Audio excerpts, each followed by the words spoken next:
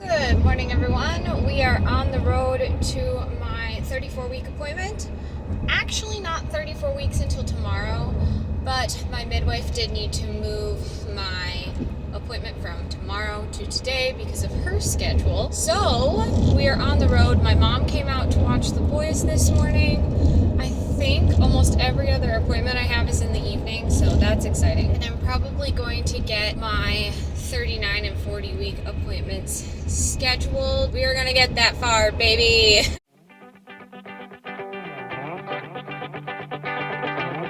Outside of that, I'm not totally sure, aside from like the regular appointment stuff and my sacrocranial therapy on Monday, because today is Wednesday. I had a really hard day. So did Gabriel. We were just both, I think, really overstimulated from the weekend, and everyone was just on edge that morning. Into the day, we had a rough day. So Gabriel and I at bedtime decided we were going to start over on Tuesday and try again harder. And yesterday went a lot better. Granted, we did spend a good portion of the afternoon at my mom's house. My aunt and my brother watched the boys so Gregory and I could go to dinner, because I was like, I feel like I need something and I don't know what. So we went to dinner and we kind of chatted through how we were feeling, things we wanted to change, and I think that I've been getting overwhelmed with like what needs to happen before the baby comes and how I'm gonna do it all and spread it out while also not overpiling it on and doing everything I need to do for myself on a day-to-day basis and taking care of the boys. And I also have this course, which is my own deal, but I can do that at a different time. I've been enjoying doing it in the morning and making it a habit just because it sets my day off with a much better tone, I think. But we kind of just assessed like what we needed, and with the realization of that overwhelm, and like there's a lot of things that Gregory also wants to get done before the baby is born, and like how are we going to get those projects done, what are they going to look like, all that good stuff. And then we were talking about potty training, because cognitively, and I can tell Gabriel is ready to potty train. He is aware of his bathrooming habits.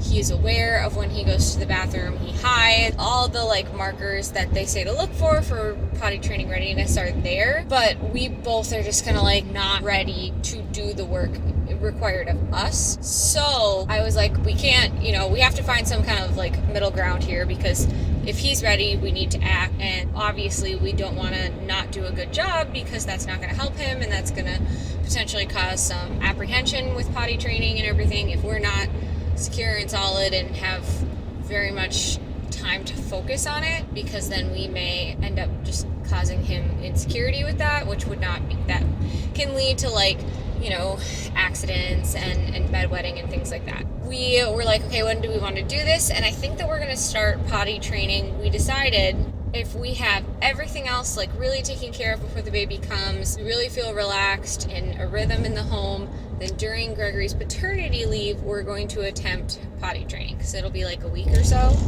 And if he has that long, then we will really truly have time to feel out what, issues we might have, what's working for him, what isn't, where any potential problems lie, and things like that. And if we are not caught up, the baby comes earlier than we were ready for, anything like that, then we put it on hold until we get more settled. I think the idea of like potty training, A, will be easier with both of us there, and B, having the ability to, okay, this is a kind of a constant small thing to quote unquote work on while doing nothing with the baby and just like settling, will keep the part of my body and brain that wants to go occupied without feeling too stressed or overwhelmed. But we'll see. And if it doesn't work, it doesn't work.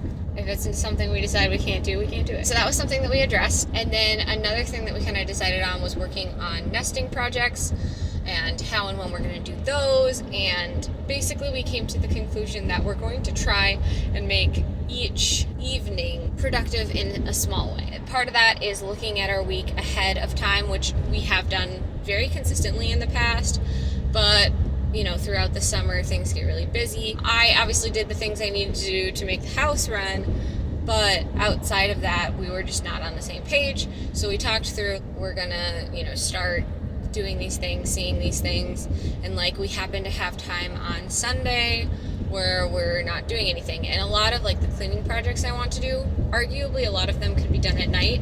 I hate certain types of cleaning at night. It makes me uncomfortable. I don't know. And that is a me hang up.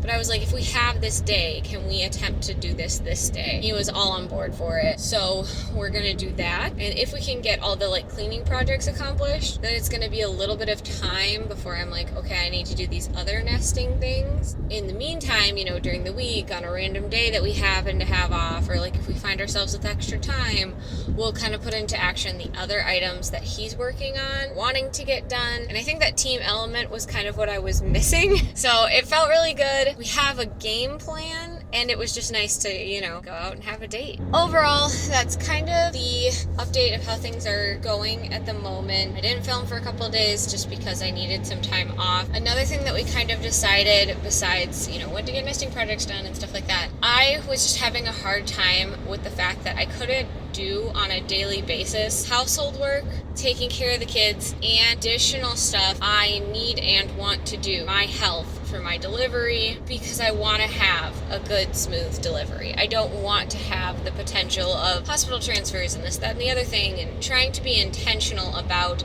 the birth I want in order to make recovery easier, to make the transition easier, to make my husband's life easier. Like, in the long run, it's good for everyone. But in his mind, he's always been like, well, you and the kids come first, right? So you take care of the kids because that's your job during the day, and you take care of yourself because you're at the point in pregnancy where you really need to be focusing 100% on yourself. And then any other things that you can get done for like the work that we've decided is my household tasks can get done at another time, or Gregory can do them or help do them at another time because they're not the priority right now. He's very much on board with like, this is what I always have thought and want to do, and the method that I think we need to follow in order for your health and safety. It feels a lot of guilt for me, and I'm like, that it's not fair, even though it's short term, and it's hard for me to reconcile. So it's something that I had to work on, but hearing the, not even permission, but like the assurance of, yes, I can take this on for a few extra weeks. Yes, we are a team and we're doing this just like you think. Like, sometimes we need those assurances even though we know those things to be true. And that was just the case for me. So this morning, I don't think I got any real like house chores done. Boys got breakfast and got dressed and changed and all their care tasks this morning. And I got in my supplements. I got in some breakfast. I got in some beverage. I did something enjoyable for myself, which was listening to my play lessons today. So far, it has been a good shift. It feels a little bit on the unproductive side, but I have to, reshape that mindset and reframe things for me. Today is a busy day in general, so I don't really anticipate getting quote unquote a lot done. I need to come to terms with more of those things and what can also be qualified as productive, and it's all what I quantify it as and qualify it. It is productive to be doing these health things for myself, even though it's not visually productive or space-wise, it feels unproductive. That's where we're at and like what my mental capacity is at.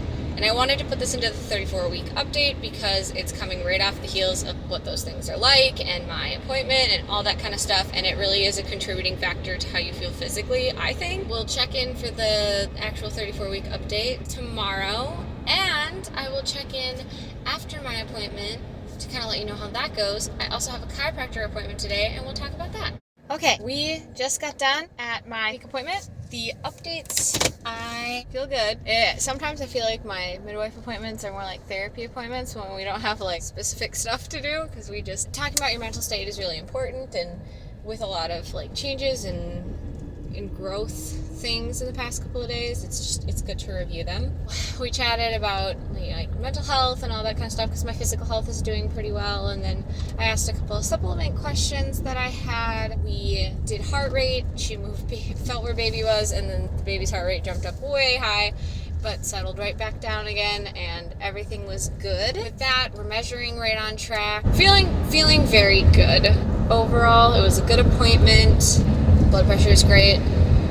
I got the labor prep supplement, which starts at 35 weeks. She's going to send me a link so that I can look at the exact instructions if I have any questions, because I haven't taken it before. I really want to make sure I'm doing it right. I I'm cutting out one of the supplements that I had been on because I'm taking more specific supplements for other things. So she approved. She was like, yeah, I think that's a good decision as long as you're taking these other things. That was nice because it just gives me some, like, I feel like I know what this does and I don't need it because I'm getting it in a more concentrated form this way. And we had the sacrocranial therapy, of course, and that is always really nice and relaxing. It was a good appointment.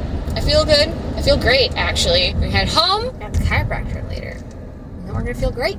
Hello, everyone. Hopefully you can hear me over the sound of the rain. I just wanted to get this in because this afternoon's going to get a little bit busy. I think it would be easiest to chat now.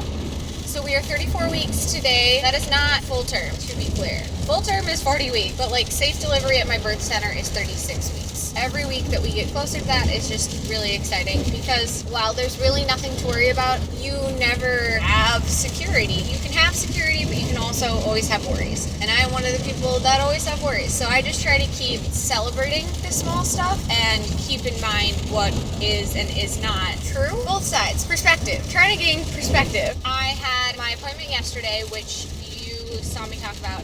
I didn't get to talk about my chiropractor appointment, so I'm going to touch on that a little bit. Pretty good standard appointment. I go back in a week. I pretty much go in there every week at this point. The frequency is a little bit more increased than is the suggested frequency, but I have some bodywork issues that I've talked about in the past, and I've been getting sacrocranial therapy at every appointment with my midwives, either one, whichever one's there, they both do it. So that has been, both of those factors have actually really helped. I can tell a difference. First of all, I can feel less pinching in my back. When I am aligned, relaxed, everything feels good. I can feel the baby's movements being more fluid. I feel like there's more room in my uterus, even though the room hasn't technically changed, for the baby to be in a more comfortable position. I can tell that my potential prolapse, which we don't know is actually a prolapse, is maintained. So the muscles are able to do their job and keep everything in and keep everything from bulging or feeling uncomfortable and everything like that. And then I can tell when I slip back out of it. So that is an aspect of it that I need to, keeping on top of the appointments is going to be important, but additionally, support of exercising and maintaining pelvic floor therapy, pelvic floor workouts that I do will help with that and kind of maintain strength. Chiropractor went well, just a general appointment, nothing really to write home about, but more just after a few weeks of the sacrocranial, after a few weeks of that in combination with my chiropractic and all of the things that I'm working on, it feels really good, and I can definitely tell when I fall out of the aligned, adjusted, relaxed. But I also have been employing some of the stretching and exercise that they suggested that I focus on if I want to pick something to do to help myself, and that has seemed to really help as well, which is beautiful. From there, it's just good to know that it's working for me and that is worth it, because not only does it help me now to be so much more comfortable, to really feel like not only I can make it through the things that I have to do until the baby is born, but I will comfortably make it. And not just making it, but I will enjoy it, if that makes sense. And just every day-to-day aspect is enjoyable, and I don't have to feel as uncomfortable and all that stuff. Aside from all of that, we're measuring on track stomach-wise, which you remember earlier around my 20-week update, I mentioned that this baby has a 2-vessel cord. The risks of 2-vessel cords are low birth weight and certain organ malformation, I think is the best way to say it. But at the 20-week anatomy scan, everything was fine. So that's not something they're concerned about because everything looked fine on that scan. They didn't suggest follow-up scans or anything like that. And because those organs that are at risk, they haven't obviously fully developed, but they're all but fully developed at that point. There's not that's no longer a concern. So the concern that we were looking at was low birth weight. And so what they recommended was either do another ultrasound at 32 weeks or keep an eye on fundal height And if that seems low or not on track for whatever reason, get another scan. That's the way that I rolled because I'm not too worried. The baby was always measuring heavier, always measuring ahead, even at the time when the measurements are the most accurate. And as long as my fundal height is on track and the baby feels good to them when they're feeling, because they feel up where the baby is, I'm just not concerned at this point. We are on track for fundal height measurement.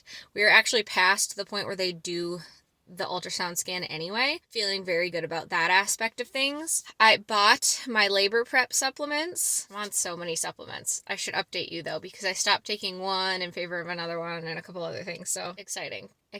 Yeah, that's pretty much it. I feel pretty good overall. Things haven't changed a whole lot, which is really nice. You know, obviously there's like emotional moments and like physical moments and all that kind of stuff, but I feel very good. Looking forward to my wedding this weekend. It should be a good time. So good things are on the way.